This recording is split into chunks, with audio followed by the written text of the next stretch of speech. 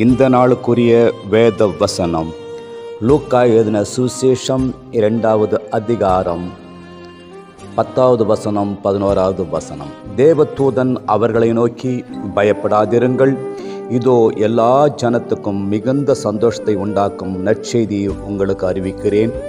இன்று கர்த்தராகிய கிறிஸ்து என்னும் இரட்சகர் உங்களுக்கு தாவீதின் ஊரிலே பிறந்திருக்கிறார். கர்த்தருடைய பிள்ளையே, நல்ல செய்தி இன்றைக்கு உங்களுக்கு.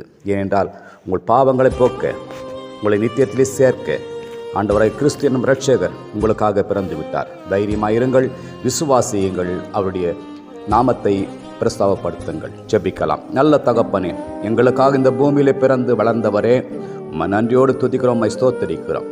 எங்களை மீட்டெடுத்த கர்த்தர் நீர், எங்கள் வாழ்விலே சந்தோஷத்தை கொடுக்க வந்த கர்த்தர் நீர். ஆண்டவரே, நாங்கள் பயத்தை போக்கி தைரியத்தோடு இந்த பூமியில் வாழ்வதற்கு நீர் கிருபை பாராட்டின உடைய பெரிதான கிருபைக்காய் உமக்கு ஸ்தோத்திரம். எங்களை தாழ்த்தி ஒப்புக் கொடுக்கிறோம். இயேசுவின் மூலமே நல்ல பிதாவே, ஆமென்.